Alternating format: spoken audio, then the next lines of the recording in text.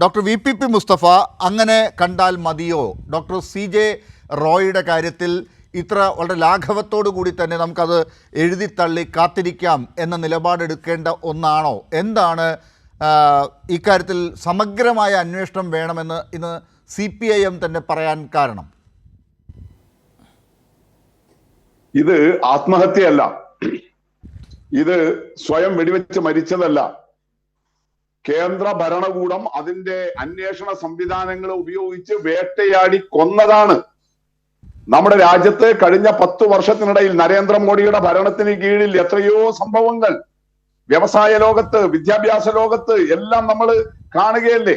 സാംസ്കാരിക ലോകത്ത് കേന്ദ്ര സർക്കാർ, ആ സർക്കാരിന് നേതൃത്വം നൽകുന്ന BJP, RSS, ഇവരെ വിമർശിക്കുന്നവർ, അവരുടെ ഇംഗിതത്തിന് വഴങ്ങാത്തവർ, അവർ പറയുന്നത് പോലെ മുട്ടുമടക്കി നിൽക്കാത്തവർ, അവർ ആവശ്യപ്പെടുന്ന ഫണ്ട് കൊടുക്കാത്തവർ, അവരെല്ലാം ഈ രാജ്യത്ത് വേട്ടയാടി കൊല്ലുകയാണ്. അതിന് കേന്ദ്ര അന്വേഷണ ഏജൻസികളെ ഉപയോഗിക്കും, സംഘപരിവാറിന്റെ ഗുണ്ടാ സംഘങ്ങളെ ഉപയോഗിക്കും. എന്തും അവർ ചെയ്യുമെന്ന് നമ്മുടെ രാജ്യത്ത് കാണുകയല്ലേ. അങ്ങനെ ഒരു അർദ്ധ ഫാസിസ്റ്റ് ഭരണ സംവിധാനമല്ലേ നമ്മുടെ രാജ്യത്തുള്ളത്. അതിന്റെ ഏറ്റവും ഒടുവിൽ വന്ന വാർത്ത മാത്രമല്ലേ CJ റോയിയുടെ ഈ മരണം എന്ന് പറയുന്നത്. അങ്ങനെ വേട്ടയാടി കൊന്നതല്ലേ. കർണാടകത്തിൽ കുറച്ചു വർഷങ്ങൾക്ക് മുമ്പല്ലേ VJ സിദ്ധാർത്ഥ്, കർണാടകത്തിലെ മുഖ്യമന്ത്രിയും കോൺഗ്രസ് നേതാവും ഒക്കെ ആയിരുന്ന SM കൃഷ്ണയുടെ മകളുടെ ഭർത്താവ്, ഞങ്ങളുടെ ജില്ലയിൽ കാസർഗോഡിന് തൊട്ടടുത്ത് നമ്മുടെ കേരള അതിർത്തിയിൽ മംഗലാപുരത്തെ നേത്രാവതി പാലത്തിൽ നിന്ന് ചാടിയിട്ടാണ് അദ്ദേഹം ആത്മഹത്യ ചെയ്തത്. CJ റോയിയെ പോലെ തന്നെ സ്വന്തം അധ്വാനം കൊണ്ട് വലിയൊരു ബിസിനസ് സാമ്രാജ്യം ഉണ്ടാക്കിയയാൾ, കഫേ കോഫി ഡേയുടെ ഉടമ, അങ്ങനെയൊക്കെ പുഴയിൽ ചാടി ആത്മഹത്യ ചെയ്യുന്ന അവസ്ഥ വന്നത് എങ്ങനെയാ? ഇതേപോലെ EDയുടെ വേട്ടയാടലായിരുന്നില്ലേ. അദ്ദേഹത്തിന്റെ എല്ലാ ബാങ്ക് അക്കൗണ്ടുകളും മരവിപ്പിച്ചു, അദ്ദേഹത്തിന്റെ പുതിയ സംരംഭങ്ങൾ അന്ന് മരവിപ്പിച്ചു. അതിനെ തുടർന്നുണ്ടായ വലിയ ഫിനാൻഷ്യൽ ക്രഞ്ച്, അദ്ദേഹം നേരിട്ട മാനസികാഘാതം, അതന്നെയാണ് ഇവിടെയും സംഭവിച്ചത്. കുറച്ചു ദിവസങ്ങൾക്ക് മുമ്പ് കാസർഗോഡ് ജില്ലക്കാരൻ കൂടിയായിട്ടുള്ള പ്രവാസി മാധ്യമ പ്രവർത്തകനായ അരുൺകുമാറുമായിട്ട് ഒരു 6 മാസം മുമ്പ് റോയ് നടത്തിയിട്ടുള്ള ഇന്റർവ്യൂ നമുക്ക് ഓൺലൈനിൽ 2 മാസമായിട്ട് ലഭ്യമാണല്ലോ സോഷ്യൽ മീഡിയയിൽ. അത് തീർച്ചയായിട്ടും അഡ്വക്കേറ്റ് കൃഷ്ണദാസും ചിലപ്പോൾ ഇന്നത്തെ ചർച്ചയ്ക്ക് വരുന്നതിന് വേണ്ടിയിട്ട് കണ്ടിട്ടുണ്ടാവുമല്ലോ. എത്ര ആഹ്ലാദഭരിതനായിട്ടാണ് 21 വർഷക്കാലം കൊണ്ട് താൻ പടുത്തുയർത്തിയ ഒരു വലിയ ബിസിനസ് സാമ്രാജ്യത്തെ കുറിച്ച് അദ്ദേഹം സംസാരിക്കുന്നത്. ആ ഇന്റർവ്യൂ കഴിഞ്ഞിട്ട് ഇന്നിപ്പോ ഈ മരണ വാർത്ത വന്നപ്പോൾ അരുൺകുമാർ അദ്ദേഹത്തിന്റെ ഫേസ്ബുക്കിലിട്ട ഒരു പോസ്റ്റ് ചിലപ്പോ ലാരും ശ്രദ്ധിച്ചിട്ടുണ്ടോ എന്ന് എനിക്കറിയില്ല. എന്താ അരുൺകുമാർ പറയുന്നത്? ആ ഇന്റർവ്യൂ കഴിഞ്ഞിട്ട് അത് പോസ്റ്റ് ചെയ്ത് 2 ദിവസം കഴിഞ്ഞപ്പോൾ റോയ് വിളിച്ചിട്ട് അരുൺകുമാറിനോട് പറയുകയാണ്, അത് പോഡ്കാസ്റ്റിൽ നിന്ന് പിൻവലിക്കണം, തൽക്കാലം ഒന്ന് പിൻവലിക്കണം. ഇന്റർവ്യൂ ഒക്കെ മെച്ചമായിട്ടുണ്ട്, നന്നായിട്ടുണ്ട്, പക്ഷെ തൽക്കാലം ഒന്ന് പിൻവലിക്കണം. എന്തേ കാരണം? EDയുടെ റെയ്ഡ് ഉണ്ട്. ഇതാണ് അദ്ദേഹം പറഞ്ഞ കാരണം, റോയ് പറഞ്ഞ കാരണം.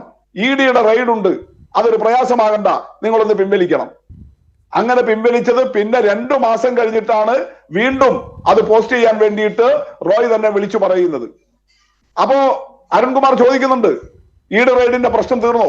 അത് അങ്ങനെയൊന്നും ചെയ്തില്ലല്ലോ എന്ന് റോയ് പറഞ്ഞ കാര്യവും ഇന്ന് അരുൺകുമാർ അദ്ദേഹത്തിന്റെ FB പോസ്റ്റിൽ ഈ പഴയ ഇന്റർവ്യൂവും റോയുമായിട്ടുള്ള പരിചയവും എല്ലാം ഓർമ്മപ്പെടുത്തിക്കൊണ്ട് കുറിച്ചിരിക്കുകയാണ്. അപ്പൊ അദ്ദേഹത്തെ ബോധപൂർവം വേട്ടയാടുകയാണ് എന്ന് നമ്മുടെ മുന്നിൽ കാണുകയല്ലേ. അദ്ദേഹം ദുബായിൽ പുതിയ ഒരു സംരംഭം ആരംഭിക്കുന്നു. അതിനെ തുടർന്ന് അദ്ദേഹത്തെ വേട്ടയാടിക്കൊണ്ടിരിക്കുകയാണ്.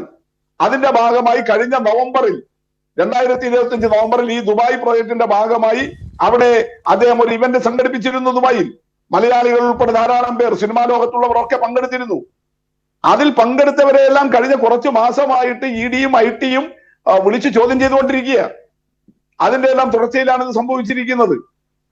അപ്പൊ ഇങ്ങനെ ഇതുവരെ അദ്ദേഹം 21 വർഷമായി സ്വന്തമായിട്ട് ഈ ബിസിനസ് സംരംഭം തുടങ്ങിയിട്ട് ഒരു കേസും ഉണ്ടായിട്ടില്ല. ഒരു അന്വേഷണ ഏജൻസിക്കും അദ്ദേഹത്തിന്റെ പുറകെ പോകേണ്ടി വന്നിട്ടില്ല. എല്ലാ നിയമപരമായിട്ടുള്ള കാര്യങ്ങളും അദ്ദേഹം ചെയ്തിട്ടുണ്ട്. അതിന്റെ ഏറ്റവും വലിയ തെളിവല്ലേ, അദ്ദേഹത്തിന് 1 രൂപയുടെ ലോണില്ല. ഇന്നിപ്പോ അദ്ദേഹത്തിന്റെ സഹോദരൻ മാധ്യമങ്ങളോട് വെളിപ്പെടുത്തിയല്ലോ, 2000 കോടി രൂപയുടെ ആസ്തിയുള്ള ഈ ബിസിനസ് സാമ്രാജ്യം പടുത്തുയർത്തിയപ്പോൾ 1 രൂപയുടെ കടബാധ്യത ആ കോൺഫിഡന്റ് ഗ്രൂപ്പിനില്ല, റോയിക്ക് വ്യക്തിപരമായിട്ടില്ല. അദ്ദേഹം ഞാൻ ഈ പറഞ്ഞ ഈ അഭിമുഖത്തിൽ പറയുന്നത് അരുൺകുമാറിനോട് പറയുന്നത് 59 വയസ്സായി എനിക്ക്, ചെറിയ പ്രായമേ താരതമ്യേന ആവുന്നുള്ളൂ, മധ്യവയസ്സിലേക്ക് കടന്നതേ ഉള്ളൂ. പക്ഷെ എനിക്ക് ഒരു സ്വപ്നവും ഇനി ബാക്കിയില്ല. എന്റെ എല്ലാ ഡ്രീംസും ഞാൻ യാഥാർത്ഥ്യമാക്കി കഴിഞ്ഞു, റിയാലിറ്റി ആക്കി കഴിഞ്ഞു. എനിക്ക് ഒരു സ്വപ്നവും ഇനി അവശേഷിക്കുന്നില്ല എന്നാണ്. അങ്ങനെ ചെറിയ പ്രായം കൊണ്ട് വലിയ നിലയിൽ തന്റെ ആഗ്രഹങ്ങളൊക്കെ സാധിച്ചെടുത്ത ഒരു മലയാളി ബന്ധമുള്ള സംരംഭകൻ. അത് രാജ്യം വളരുന്നു, വികസിത് ഭാരത് എന്ന് പറയുന്ന കേന്ദ്ര സർക്കാർ അഭിമാനപൂർവ്വം കൊണ്ടുനടക്കുകയല്ലേ വേണ്ടത്. അതിന് പകരം ഇവിടെ ഇപ്പൊ കേന്ദ്ര സർക്കാരിന്റെ പ്രതിനിധി പറയുന്നത് എന്താ? നോക്കട്ടെ, വരട്ടെ, റിപ്പോർട്ട് നോക്കട്ടെ എന്നൊക്കെയല്ലേ. ഡോക്ടർ വി പി മുസ്തഫ, എന്തുകൊണ്ടാണ് ഇത് അന്വേഷണ ഏജൻസികളുടെ സമീപത്ത് വെച്ച് അല്ലെങ്കിൽ അവരുടെ കസ്റ്റഡിയിൽ നിൽക്കുമ്പോൾ ഇങ്ങനൊരു മരണം നടന്നത്? സമഗ്രമായ അന്വേഷണത്തിലേക്ക് പോകേണ്ടതാണ്. അത് ഏതെങ്കിലും തരത്തിൽ തൻ്റെ ഏതോ കുറ്റകൃത്യം കണ്ടുപിടിച്ചതുകൊണ്ട് പെട്ടെന്നൊരു ആത്മഹത്യയിലേക്ക് പോകുന്നതായി മാത്രം എഴുതിത്തള്ളാനാകുന്നതല്ല. ഈ അന്വേഷണ ഏജൻസികളുടെ പ്രവർത്തികൾ സംശയനിഴലിലാകേണ്ടതുണ്ട് എന്ന് നിങ്ങളൊക്കെ പറയുന്നതിന് കാരണം എന്താണ്? ഞാൻ അതാ പറഞ്ഞത്, കഴിഞ്ഞ 10 വർഷത്തെ അനുഭവം നമ്മുടെ മുന്നിൽ നിൽക്കുകയല്ലേ. ഇത് ഏതെങ്കിലും തരത്തിൽ ഈ പറഞ്ഞതുപോലെ ഇദ്ദേഹത്തിന്റെ ഭാഗത്ത് നിന്ന് എന്തെങ്കിലും നിയമപരമായിട്ടുള്ള വീഴ്ചകൾ ഉണ്ടായതാണെങ്കിൽ, പോരായ്മകൾ ഉണ്ടായതാണെങ്കിൽ, അങ്ങനെ എന്തെങ്കിലും ഈ അന്വേഷണ ഏജൻസി കണ്ടെത്തിയിട്ടുണ്ടെങ്കിൽ നിശ്ചയം അദ്ദേഹത്തെ അടുത്തറിയുന്ന എല്ലാവരും പറയുന്നത്, ഇന്നലെ ഈ വിവരം വന്നുകൊണ്ട് സോഷ്യൽ മീഡിയയിലും ഇതുപോലെ മെയിൻ സ്ട്രീം മീഡിയയിലും എല്ലാം റോയിയെ അടുത്തറിയുന്നവരുടെ ധാരാളം ഇന്റർവ്യൂവും അവരുടെ അഭിപ്രായങ്ങളും എല്ലാം വരുന്നുണ്ടല്ലോ. അവരെല്ലാം പറയുന്നത് ഈ ഗ്രൂപ്പിന്റെ പേര് മാത്രമല്ല കോൺഫിഡന്റ്, അതിന്റെ സ്ഥാപകനായിട്ടുള്ള അതിന്റെ നട്ടലായ CJ റോയ് ജീവിതത്തിലുടനീളം അങ്ങേയറ്റത്തെ കോൺഫിഡൻസ് ഉള്ള ഒരാളാണ്. അപ്പൊ ഏതെങ്കിലും തരത്തിലുള്ള ഈ നിയമപരമായിട്ടുള്ള വീഴ്ചകളാണ് കണ്ടെത്തിയെങ്കിൽ അതിന്റെ പേരിൽ അദ്ദേഹം ആത്മഹത്യയില്ല, അത് ഉറപ്പാണ് എന്നാണ് അവരെല്ലാം പറയുന്നത്.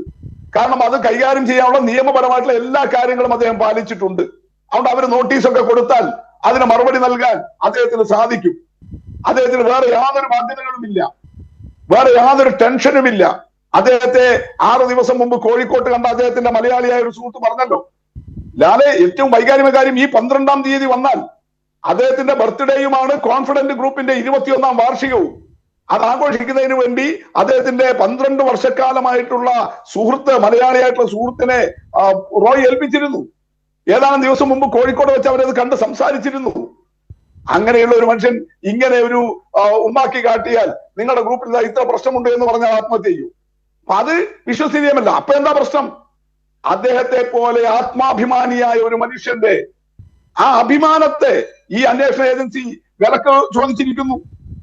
അവിടെയാണ് ആ സമ്മർദ്ദം വന്നിരിക്കുന്നത്. ആ സമ്മർദ്ദം അതുപോലെ ആത്മാഭിമാനത്തോടെ താങ്ങാൻ കഴിയാത്തത് കൊണ്ടാണ് സാബു പാർട്ടിയും കൊണ്ട് NDA മുന്നണിയിലേക്ക് പോയത്. സാബു തന്നെ പറഞ്ഞല്ലോ, എനിക്ക് ED യുടെ നോട്ടീസ് വന്നിട്ടുണ്ട്, IT യുടെ നോട്ടീസ് വന്നിട്ടുണ്ട്. അങ്ങനെ വന്നപ്പോഴാണ് അദ്ദേഹം രാഷ്ട്രീയ മാറ്റം. എന്തുകൊണ്ട് ലാല് ചോദിച്ചതുപോലെ ഇത് ഇങ്ങനെ ചെയ്യും BJP അതിന്റെ ഭരണ സംവിധാനം എന്ന് പറയാൻ കഴിയുന്നതാ? ഇപ്പൊ അജിത് പവാർ മരിച്ചു, അദ്ദേഹത്തിനുള്ള എല്ലാ ആദരാഞ്ജലിയും. പക്ഷെ അജിത് പവാർ എന്ന് പറയുന്ന ഒരു മതനിരപേക്ഷവാദി എങ്ങനെയാണ് NDA ഗ്രൂപ്പിലേക്ക് എത്തിയത്, BJP പാളയത്തിൽ എത്തിയത്? അദ്ദേഹത്തിനെതിരെ 60,000-70,000 കോടിയുടെ അഴിമതി ആരോപണം ഉന്നയിച്ചിരുന്നത് കൃഷ്ണദാസെ നിങ്ങളുടെ നേതാവല്ലേ, അമിത്ഷാ അല്ലേ? മഹാരാഷ്ട്രയിലെ തെരഞ്ഞെടുപ്പ് യോഗങ്ങളിൽ നേരത്തെ അജിത് പവാർ നിങ്ങളുടെ എതിർപക്ഷത്തുണ്ടായിരുന്നപ്പോൾ ആഭ്യന്തരമന്ത്രിയുടെ കസേരയിൽ ഇരുന്ന് ആക്ഷേപം ഉന്നയിച്ചത് ഈ അജിത് പവാർ 66,000 കോടി രൂപയുടെ അഴിമതി നടത്തിയിട്ടുണ്ട്. അതിന്റെ പേരിൽ അദ്ദേഹത്തിനെതിരെ ED കേസുകൾ ഉണ്ടായിരുന്നില്ലേ? ആ അജിത് പവാർ നിങ്ങളുടെ മുന്നണിയിലേക്ക് വന്നപ്പോൾ ആ കേസുകൾ എന്തായി? നിങ്ങളൊന്ന് പറ, കൃഷ്ണദാസ് പറ, ആ കേസുകൾ എന്തായി? ഒറ്റ രാത്രി കൊണ്ട് നിങ്ങൾ എഴുതി തള്ളിയില്ലേ? അത് തന്നെയല്ലേ അജിത് പവാറും പറഞ്ഞത്, ഞാൻ BJP-യിൽ മുന്നണിയിലേക്ക് വന്നപ്പോൾ എന്റെ കേസുകൾ ആവിയായി പോയി. ഇപ്പൊ വടക്കു കിഴക്കൻ സംസ്ഥാനങ്ങൾ കൈയടക്കാൻ നിങ്ങളുടെ ട്രോജൻ കുതിരയാണല്ലോ അസാം മുഖ്യമന്ത്രി ഹിമന്ത് ബിശ്വ ശർമ്മ. അദ്ദേഹം കോൺഗ്രസിലായിരുന്നില്ലേ, അല്ലാതെ RSSലൂടെ കൃഷ്ണദാസിനെയൊക്കെ പോലെ വന്ന ഒരാളല്ലല്ലോ. എത്രയോ കാലം കോൺഗ്രസ് ആയിരുന്നില്ലേ, കോൺഗ്രസിന്റെ ആസാമിലെ പ്രാമാണികനായ നേതാവായിരുന്നില്ലേ? അന്ന് നിങ്ങൾ BJP ആ കോൺഗ്രസുകാരനായ ഹിമന്ത് ബിശ്വ ശർമ്മക്കെതിരെ ഉന്നയിച്ച ആരോപണങ്ങൾ എന്താ? നിങ്ങളുടെ ഭരണം വന്നപ്പോൾ അദ്ദേഹത്തിനെതിരെ എടുത്ത കേസുകൾ എന്താ? ED-യുടെയും IT-യുടെയും എല്ലാം കേസുകൾ ഉണ്ടായിരുന്നില്ലേ? ആ ഹിമന്ത് ബിശ്വ ശർമ്മ കോൺഗ്രസ് വിട്ട് നിങ്ങളുടെ പാളയത്തിൽ വന്നപ്പോൾ ആ കേസുകൾ എവിടെ പോയി കൃഷ്ണദാസെ? അദ്ദേഹത്തിന്റെ അഴിമതിയെല്ലാം ആവിയായി പോയോ? അദ്ദേഹത്തെ പിടിച്ച് നിങ്ങൾ ആസാമിന്റെ മുഖ്യമന്ത്രിയാക്കിയില്ലേ? കടുത്ത നിലയിൽ വർഗീയ അതിക്രമം നടത്തുന്ന ഭരണാധികാരിയാക്കി മാറ്റിയില്ലേ? എവിടെ പോയി അതെല്ലാം? അങ്ങനെ എത്ര പേർ? യെസ്. ഈ നേരത്തെ ഞാൻ സൂചിപ്പിച്ച സിദ്ധാർത്ഥിന്റെ ഫാദർ ഇൻ ലോ, കർണാടകത്തിലെ മുൻ മുഖ്യമന്ത്രി SM കൃഷ്ണ, അദ്ദേഹത്തിന്റെ ജീവിതത്തിന്റെ അവസാന കാലത്ത് BJPയിലേക്ക് വരാനിടയായ സാഹചര്യം എന്താ? ഇങ്ങനെ നിങ്ങൾ തന്നെ പറഞ്ഞ രാഷ്ട്രീയത്തിൽ തന്നെ എടുത്തോ, വ്യവസായ ലോകം വിട്, രാഷ്ട്രീയത്തിൽ തന്നെ BJPക്കെതിരെ നിന്നിരുന്ന നിരവധി ആളുകൾ, നിങ്ങൾ അഴിമതിക്കാരും അങ്ങനെ EDയുടെ റഡാറിലും കൊണ്ടുവന്നിരുന്ന ആളുകൾ, കേസുകൾ എടുത്തിരുന്നവർ, അവരെല്ലാം നിങ്ങളുടെ പക്ഷത്തേക്ക് വരികയും ആ കേസുകളെല്ലാം ആവിയായി പോവുകയും ചെയ്തില്ലേ? അപ്പൊ ഇത് നിങ്ങളുടെ ട്രാക്ക് റെക്കോർഡാ. കേന്ദ്ര ഭരണം ഉപയോഗിച്ച്, നിങ്ങളുടെ ഏജൻസികളെ ഉപയോഗിച്ച് നിങ്ങൾ ചെയ്യുന്നു. അവിടെ നിൽക്കുന്നുണ്ടോ ലാലെ? എങ്ങനെയാ രോഹിത് വെമുല മരിച്ചത്? വ്യവസായ ലോകത്തും രാഷ്ട്രീയ ലോകത്തും ഇങ്ങനെയാണെങ്കിൽ മറ്റൊരു തരത്തിൽ ഹൈദരാബാദിലെ സെൻട്രൽ യൂണിവേഴ്സിറ്റിയിലെ ദളിത് വിദ്യാർത്ഥി ആത്മഹത്യ ചെയ്യേണ്ടി വന്നത് എങ്ങനെയാ? ആത്മഹത്യ ഒരു സമരമാക്കിയ വിദ്യാർത്ഥി മാറ്റേണ്ടി വന്നത് എങ്ങനെയാ? ദളിത് വിദ്യാർത്ഥി. അത് പരിഹരിക്കാൻ വേണ്ടിയിട്ടല്ലേ UGCയുടെ ഇടപെടൽ വേണ്ടി വന്നത്? എങ്ങനെയാണ്? ഇതേ ബാംഗ്ലൂരിലല്ലേ ശരി മാധ്യമപ്രവർത്തകയായ ലങ്കേഷ് കറിനെ വെടിവെച്ചു കൊന്നത്? മുംബൈയിലല്ലേ ഗോവിന്ദ് ബൻസാരിയെ വെടിവെച്ചു കൊന്നത്? നിങ്ങളെ എതിർക്കുന്ന ആളുകളെല്ലാം നിങ്ങൾ ഇങ്ങനെ വേട്ടയാടും പലരെയും. അങ്ങനെയല്ലേ ബീഫിന്റെ പേരിൽ എത്രയാളെ കൊല്ലുന്നു? അപ്പൊ നിങ്ങൾ ഇങ്ങനെ നിങ്ങളുടെ സംഘപരിവാർ സംവിധാനങ്ങൾ ഉപയോഗിച്ചുകൊണ്ട്, ഭരണത്തിന്റെ സംവിധാനങ്ങൾ ഉപയോഗിച്ചുകൊണ്ട് നിങ്ങൾക്കൊപ്പം നിൽക്കുന്നില്ലെങ്കിൽ വേട്ടയാടും എന്നുള്ളത് അനുഭവമാണ്. ഈ 10 വർഷം രാജ്യം കണ്ടുകൊണ്ടിരിക്കുന്നതാണ്. ശരി. അത്തരമൊരു ഘട്ടത്തിലേക്കാണോ ഡോക്ടർ CJ റോയിയുടെ മരണത്തിനും എത്തി നിൽക്കേണ്ടി വന്നത് എന്നതാണ് ഇപ്പോൾ സംശയം ഉയർത്തുന്നത്. ഡോക്ടർ CJ റോയിക്കും ഇതുപോലെയുള്ള സമ്മർദ്ദങ്ങൾ ഉണ്ടായോ എന്നതാണ് സംശയം. ഞാൻ വരാം ഡോക്ടർ VPP മുസ്തഫ.